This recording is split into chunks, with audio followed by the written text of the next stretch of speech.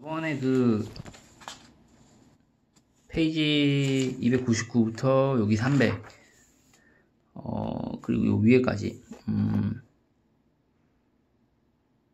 이 부분에 대해서 올렸던 영상이 있었는데 그 실수를 한 부분이 좀 있어서 이번에 다시 영상을 찍게 됐고요.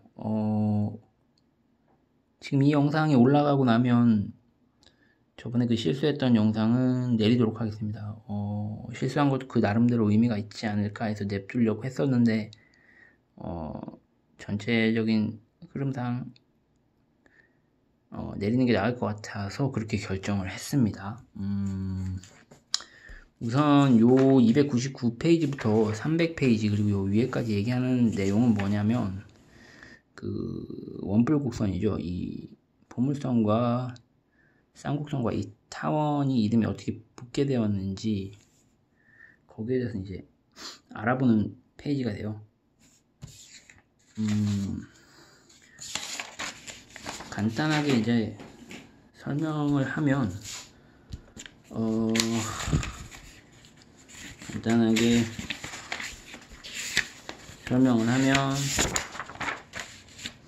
우리가 학교에서 배우는 쌍곡선은 방정식은 이렇게 되죠. 차례대로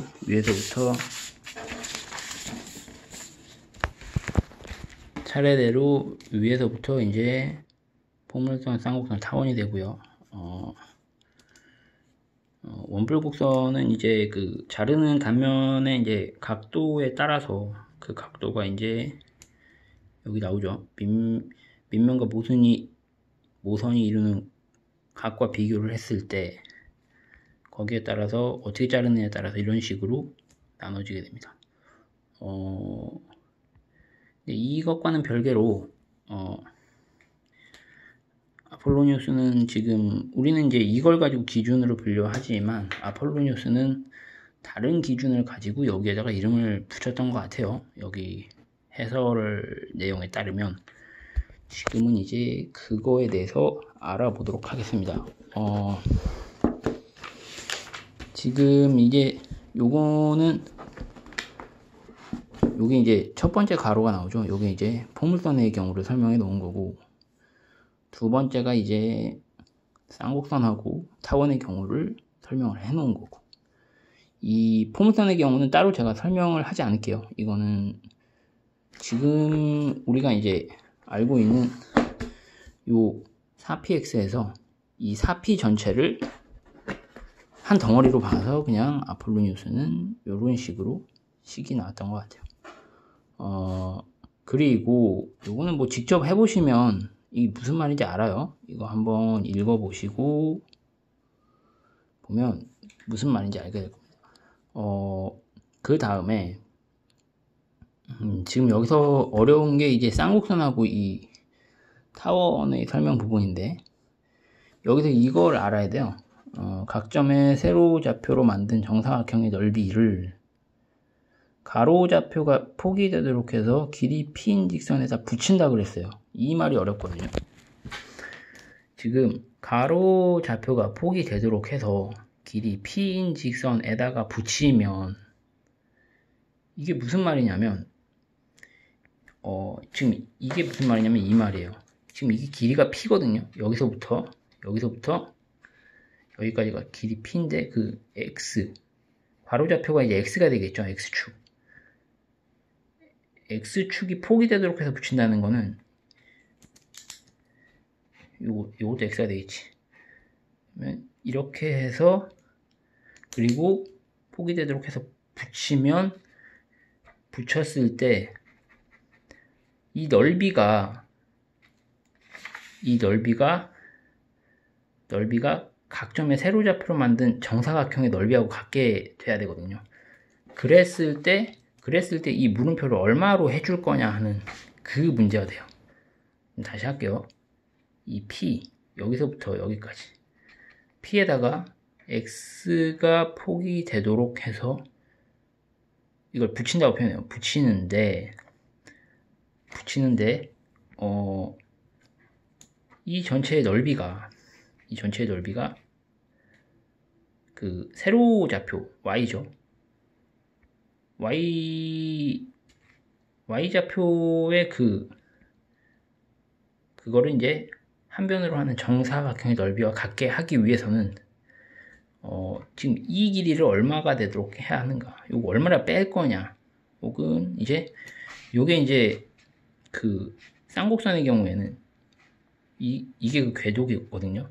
그러니까 이게 쌍곡선의 경우는 그 세로좌표의 제곱과 같게 해주기 위해서는 이게 내려와서 오히려 붙어야 돼요. 지금 제가 그린 그림은 타원의 경우에는 이걸 빼줘야 된다는 거지.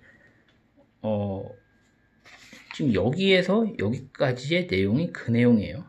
그러면 지금 여기서 쌍곡선의 경우 나오죠? 쌍곡선의 경우는 더 길게, 그죠? 제가 그 길이 더 늘어난다고 그랬잖아요.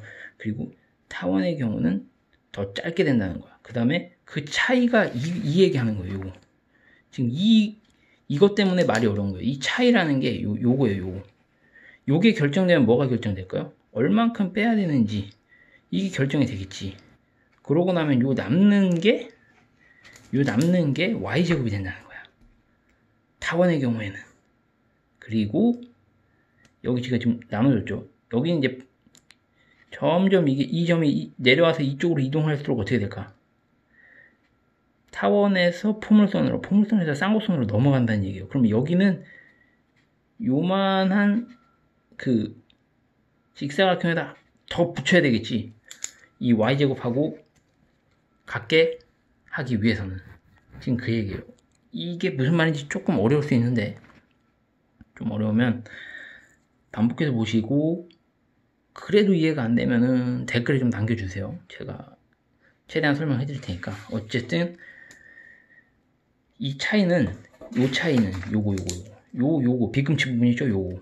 요거는 주어진 지름과 피를 가지고 만든 직사각형과 닮은 꼴인 직사각형이 된다. 주어진 지름과 피를 가지고 만든 직사각형과 닮은 꼴인 직사각형이 된다. 주어진 지름. 여기서 주어진 지름이라는 건 뭘 얘기할까요?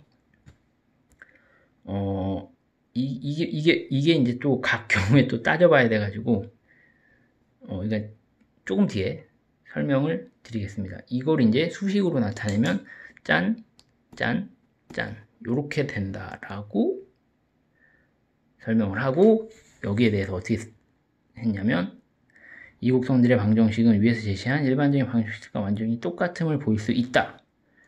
그러나 아폴로니우스가 만든 전문 용어들은 옛날부터 전해 내려오죠. 맞게 붙인다, 길게 붙인다, 짧게 붙인다 라는 말을 따라서 쓴 것이다.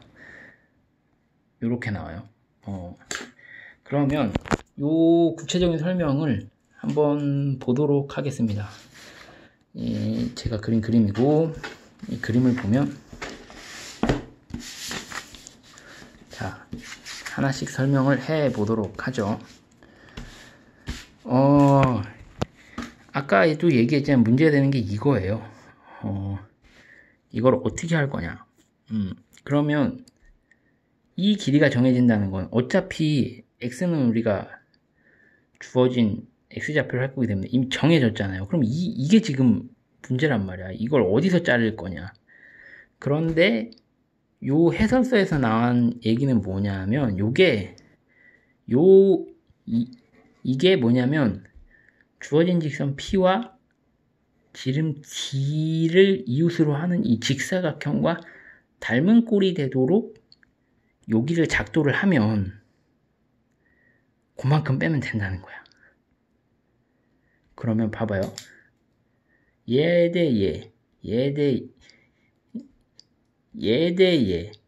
이미 얘는 주어지죠. P가 상수로 주어지잖아. 그리고 D가 이제 P가 주어지는 순간, 그리고 PD가 주어지는 순간 어떻게 되죠? 이 세타는 결정이 되잖아요. 왜냐면 이 닮은 꼴 직사각형이 얘로 결정이 되기 때문에 똑같단 말이야. 그러면 이 말은 뭐냐면 이 세타가 결정된다는 얘기거든요. 그러면 세타가 결정된다는 건 다시 말하면 이 밑변에 대해서 일정하게 그었을 때 이 궤도를 그릴 수 있다는 얘기예요. 이 궤도를 그리면 이 궤도를 그리면 이 궤적이 뭘까요? 이 점들의 자치는 뭘까요? 이 점을 기준으로 해서 위쪽은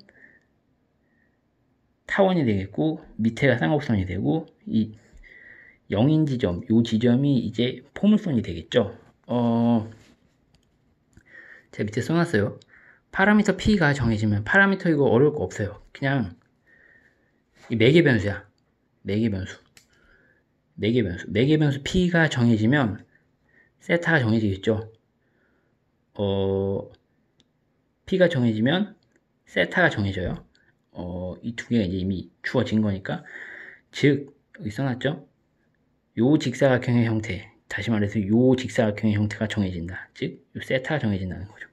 그 궤적이 정해진다. 그래서 요 궤적을 이 세타 요 방향으로 해서 직선을 이로부터 쭉 그어주면 그 궤적이 결정이 됩니다.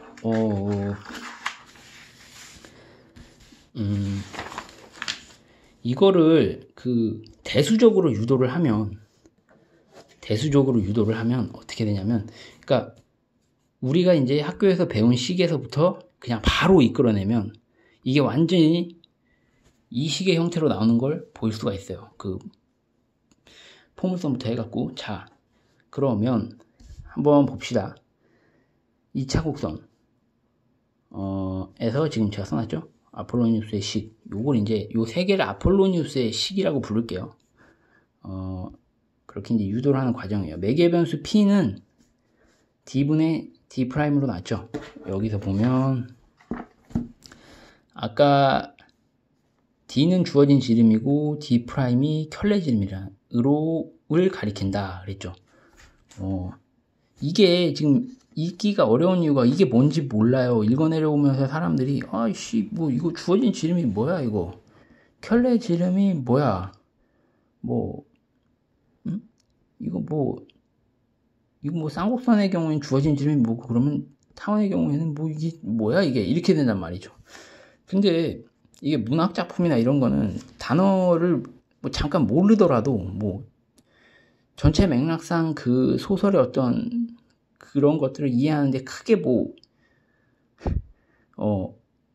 무리가 없어요. 그러니까 우리가 이제 추론도 가능하고 하지만 수학의 경우에는 이게 정확하게 이 문자가 뭘 지칭하는지, 이 D'이 그리고 뭘 지칭하는지 이걸 정확히 알아야 된단 말이야.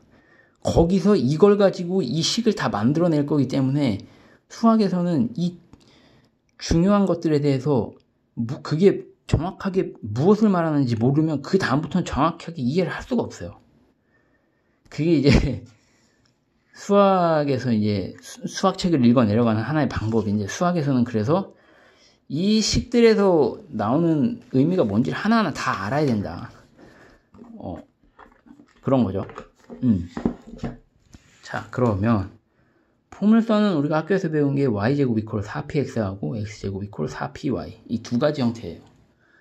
그러니까 뭐냐면, 이건 뭐 잠깐 설명을 하고 넘어갈 텐데, 포물선의 경우에 이렇게 생긴 게 y제곱 이퀄 4px의 형태예요. 이렇게 생긴 게 이제 x제곱 이퀄 4py의 형태예요. 이 바뀌었죠, 위치가. 얘하고 x하고 y하고 위치가 바뀌었죠. 왜냐면 y 이퀄 x축을 대칭으로 해서 이거를 대칭 관계이기 때문에 그래요. 이렇게 그냥 설명을 하고 넘어갈게요. 그런데 이 두 곡선 중에서 우리는 이걸 가지고 얘기를 해보잔 말이지. 왜냐하면 아폴로니우스 또한 요식을 갖고 했기 때문에. 그러면 해석을 해보면 D'를 한 변으로 하는 정사각형의 넓이, 여기서는 이제 주축이 뭐가 되고 켤레 지름이 뭐가 되는지를 알아야 돼요. 켤레 지름과 주어진 지름이 뭔지를 알아야 돼요. 포물선에서 주어진 지름이라는 건 임의의 점에서 그 x좌표를 얘기합니다. 그리고 그 다음에 여기 그 주어진 지름과 요 주어진 지름 요거는 x좌표, 켤레 지름은 그 점에서의 y좌표로 의미하는 게 요게 켤레 지름이에요.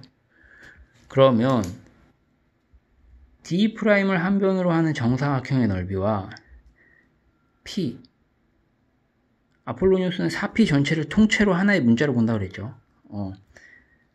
그 넓이와 그렇게 되면 이제 4P와 D를 이웃 한 변으로 하는 직사각형의 넓이와 같다. 즉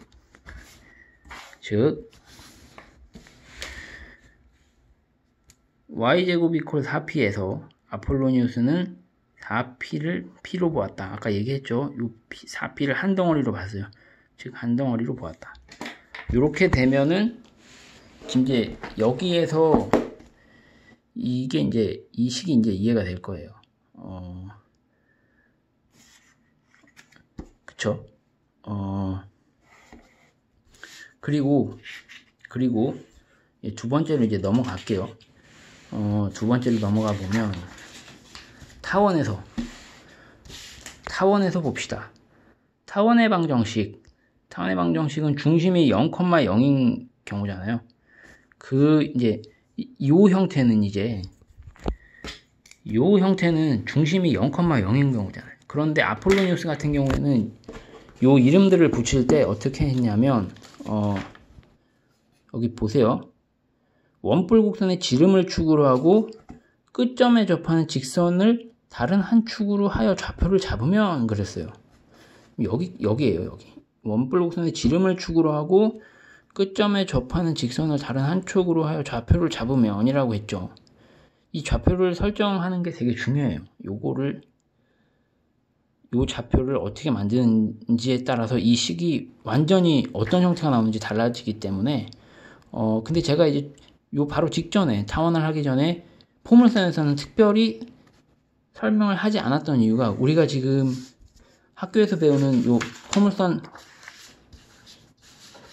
포물선의 그 X축하고 Y축 요 기준을 잡는 경우하고 지금 아폴로니우스가 앞에 얘기했던 경우하고 차이가 없기 때문에 설명을 안 했지만 타원에서는 좀 차이가 있어요.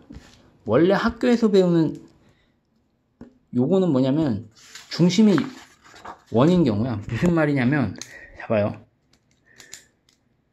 요거는 이런 경우예요. 학교에서 배우는 건 요 경우지.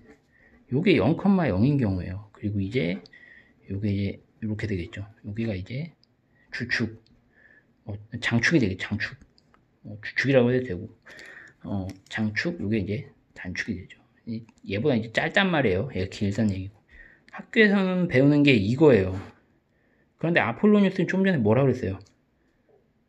지름, 이게 지름이죠. 지름을 지나는 직선을 축으로 하고 그리고 그 끝점을 지나는 그 끝점에서 접하는 다른 한 직선을 축으로 한다 그랬으니까 포물선하고는 다르게 타원의 경우에는 이 축을 옮겼단 말이지. 설명을 할 때 우리 아까 학교에서 배운 거는 이건데 지금 오늘날의 학교에서 배우는 거는 이건데 아폴로니우스는 이 Y축을 여기서 놓고 이 식을 만들었단 말이지. 그러면 제가 그걸 이제 여기다가 그대로 이렇게 옮겼습니다. 그래서 제가 중요해서 여기 써놨어요. 원뿔곡선의 지름을 축으로 하고 보이죠? 여기 지름을 축으로 하고 끝점에 접하는 다른 직선을 한 축으로 한다. Y축으로 한다. 그러면 매개 변수 P는 어떻게 될까요? D. 그러면 우리가 여기서는 과연 주어진 지름이 뭔지를 알아야 돼요. 왜냐하면 매개 변수 P가 이 지름과 켤레 지름으로 정의가 되기 때문에 이게 뭘 의미하는지를 알아야 돼요. 아까 포물선에서는 그게 이제 각각 X좌표와 그 점에서의 Y좌표를 주어졌지만 여기서는 그게 아니라 이 주어진 지름이라는 건 여기 EA를 얘기하고요. 지금 요 그림에서는 장축의 길이가 되겠죠. 그리고 D'은 2B. 여기 이제 단축의 총 길이가 될 거예요. 그러고 이제 축을 이제 이쪽으로 이제 옮겼으니까 요 방정식은 이렇게 변형이 되겠죠. 왜냐면 이거는 X축으로 원래 요 방정식을 X축으로 플러스 A만큼 옮긴 식이 될 테니까 그거를 이제 식으로 나타내면 이렇게 되겠지. 그리고 요거를 정리를 해보면 이렇게 나와요. 그러면 어떻게 될까?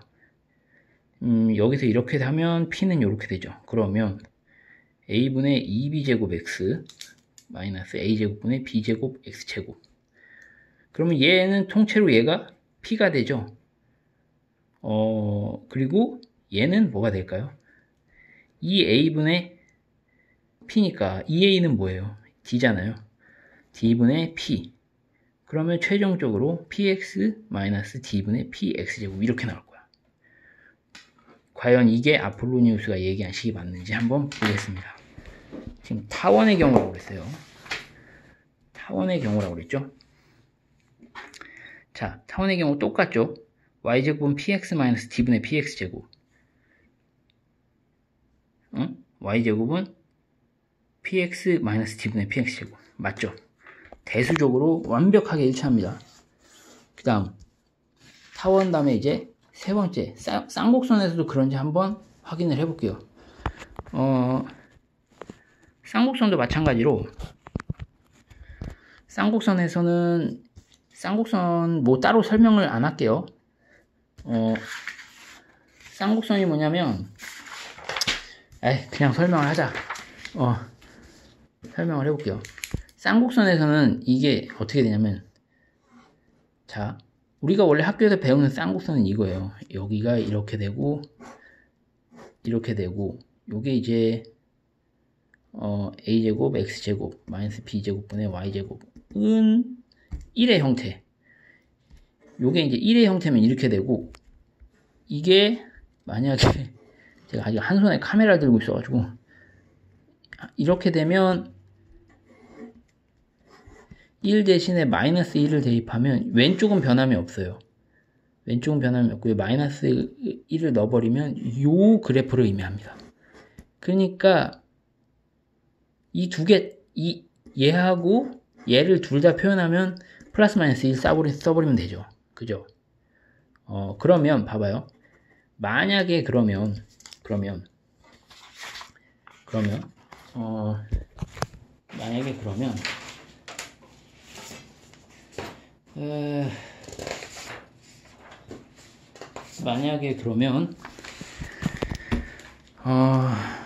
우리가 이제 또 이름을 불러야 되는데 이름을 붙여야 돼요. 그래야 이제 좀 더 얘기하기 편하거든요.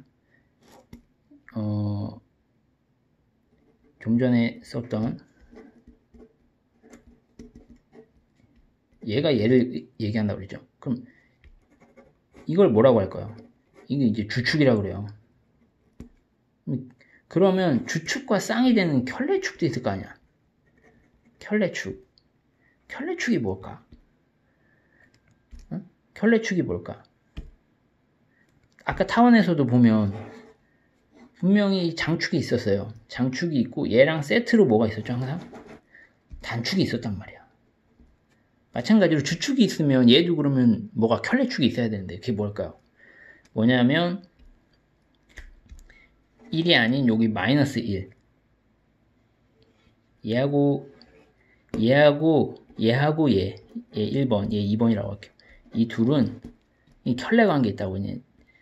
뭐 신발 한 켤레 하면은 뭐 그것처럼 이게 쌍으로 있단 말이에요. 그러니까 얘 다시 말해서 a제곱분의 x제곱 마이너스 b제곱분의 y제곱 마이너스 1. 얘의 주축을 이거의 주축을 뭐라고 하냐면 이게 1번 2번이라고 했을 때 1번 쌍곡선에 대한 주축을 이거라고 하고 1번 쌍곡선에 대한 켤레축을 얘라고 하는 거예요. 그러면 뒤집어 말하면 2번의 입장에서 보면 주축이 어떤 게 될까? 2번의 입장에서는 주축이 이게 되는 거야. 그럼 2번의 입장에서 켤레축은 뭐가 될까? 얘하고 켤레 관계에 있는 얘의 주축이 되는 거예요. 이해가 되셨죠? 모르면 반복해서 이 부분만 시청을 해주시면 됩니다. 그리고 이제 다음에 요걸 알아야 이제 얘기가 가능하기 때문에 넘어가도록 하겠습니다. 자, 그러면 쌍곡선에서 마찬가지로 여기 다 써놨죠. 우변이 1인 경우 이 둘은 켤레관계다. 한 세트다. 그렇게 되고 여기 써놨죠. 켤레관계. 즉 1의 켤레지름 여기 써놨죠. 1번 요 식의 켤레지름은 2의 지름에 해당한다. 아까 좀 전에 했던 얘기예요. 그러면 여기에 따라서 1의 켤레지름 지금 우리가 이걸 갖고 하는 거잖아. 얘를 갖고 하잖아. 이게 이제 우변이 1인인 경우니까 1인 경우 x축이 주축이잖아요. 그죠? 그럼 1의 켤레지름은 이거에 이제 켤레 관계에 있는 요 식에다가 x 이퀄 0을 대입하면 두 점이 나오는데 그 두 점 사이의 거리를 말한다고 돼요. 이 거리를 우리는 D'으로 하자. 아까 매개 변수 P 했었죠? P는 여기 D분의 D'의 제곱이에요. 요거 지금 얘기하려고 이 얘기 한 거예요. 뭐 켤레 뭐 이런 거 다 설명했던 게 쌍곡선에서 그거 설명했던 게 다 지금 저 P를 구해서 대수적으로 이걸 아폴로니우스의 식을 만들기 위해서 다 얘기를 한 거예요. 자, 그러면 2a가 d가 되죠. 여기서 얘가 이 길이가 2a가 돼요. 그리고 2b가 d'이 돼요. 그렇게 해서 식을 전개를 해보면 어떻게 되느냐. 여기서는 조금 달라요. 아까의 경우에 좀 전에 이게 세 개가 다 다르게 적용이 되는데 이게 골 때려요. 이게 그러니까 이것도 설명을 해주고 넘어가야 되는데 포물선은 특별히 지금 우리가 현대에 쓰는 거하고 아폴로니우스가 쓰는 거하고 축을 잡는 방식이 똑같았기 때문에 따로 설명을 할 필요가 없었어. 그리고 타원의 경우는 아폴로니우스가 여기 있던 거를 일로 옮긴 거야. 오른쪽으로 옮겼어요. 그리고 골 때리는 게 아폴로니우스가 우리가 이제 보통 쌍곡선은 이제 오늘날 배우는 건 우리가 학교에서 배우는 건 이런 형태거든요. 그러니까 오늘날 그 학교에서 배우는 건 전부 다 중심이 0이란 말이야. 포물선의 이 꼭지점이 0인 경우 다 이 0을 기준으로 놨단 말이야. 근데 아폴로니우스는 그게 아니라 이 끝점을 어디다 놓느냐에 따라서 이렇게 걸리기 때문에 얘기가 달라지기 때문에 이걸 확실히 이해를 하고 가야 돼. 그러니까 포물선은 그대로 놨다. 타원의 경우는 얘를 1로 밀었어. 그리고 골 때리는 게 뭐냐면 이 쌍곡선의 경우에는 이거를 1로 밀었어. 잘 봐요. 포물선은 그대로, 타원은 오른쪽으로, 쌍곡선은 왼쪽으로 밀어서 이거를 이렇게 놨다고. 이해가 되죠? 이만큼 밀었다고. 그러면 얘는 오른쪽으로 밀었으니까 x 대신에 뭘 넣어야 돼요? x-a를 넣어야 되는데 얘는 x 대신에 플러스 a를 넣어야 돼. 왜? 방향이 반대니까. 이해가 되죠? 그랬을 때 이제 식을 전개해 보면 이렇게 돼요. a제곱 분의 이제 왼쪽으로 밀었으니까 플러스 a를 넣어야죠. 원래 이 식에다가 이렇게 해서 넣고 나면 그리고 p는 이렇게 되죠. d분의 d'의 제곱. 요거를 이제 주축과 켤레축으로 해서 이렇게 좀 d분의 d' 이렇게 해버리면 이 구분이 잘 안 되잖아. 그럼 실수를 할 가능성이 있단 말이야. 식을 변형하는 과정에서. 제가 이제 저번에 했던 실수가 그거였고요. 그래서 이제 이게 눈으로 보기 쉽게 이렇게 구분을 할 수 있도록 기호를 이렇게 간단하고 구분하기 쉽게 만든다는 것은 이게 식을 변형을 할 때 어떤 실수를 줄인다거나 불필요한 과정을 줄일 수 있어요. 이게 그래서 기호를 어떻게 만드느냐도 상당히 중요해요. 자, 그래서 이거를 이제 정리를 하면 이렇게 돼요. 이거 이제 플러스고 a분의 2b제곱 x 플러스 a제곱분의 b제곱 x제곱이 나오죠. 얘는 뭐예요? a분의 2b제곱 p네. 그죠? 얘는 뭐예요? d분의 p네. 정리하면 이렇게 되네. 그럼 그러면 이게 아폴로니우스가 얘기했던 식하고 정말 맞아떨어지는지 한번 확인을 해보도록 합시다. 자, 여기 나오네요. y제곱 px 플러스 d분의 px제곱. 그죠? 완전히 똑같이 나오네요. 이걸로 요 페이지가 끝났습니다. 그러면 이게 그러면 이 얘기들이 정말로 그게 맞는지 한번 확인을 한번 해 볼까요? 정말 맞는지. 근데 저 같은 경우에는 이제 포물선하고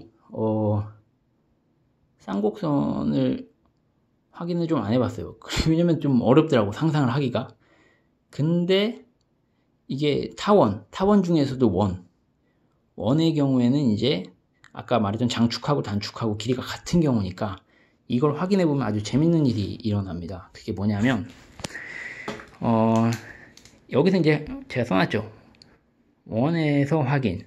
그러니까 이게 지금 a제곱분의 x제곱 플러스 b제곱분의 y제곱은 1에서 이게 타원의 방정식이죠. 근데 원은 이게 이제 특수한 경우이므로 a제곱분의 x제곱 이 같다고 그랬으니까 이게 같게 문자를 놔요. 그리고 원의 중심이 타원은 밀은 거니까, 그죠? 이렇게 되므로 이거를 정리를 하면 식이 이렇게 나와요. 그러니까 이렇게 나와요. 그리면 이 경우에는 매개 변수 p가 어떻게 될까? 2a가 되겠죠. 2a가 되겠죠. 왜냐면 2a분의 4a 제곱이니까. 그렇잖아요. 약분이 되면 2a가 되겠죠. 자, 그러면 이 말이 뭔지 봅시다.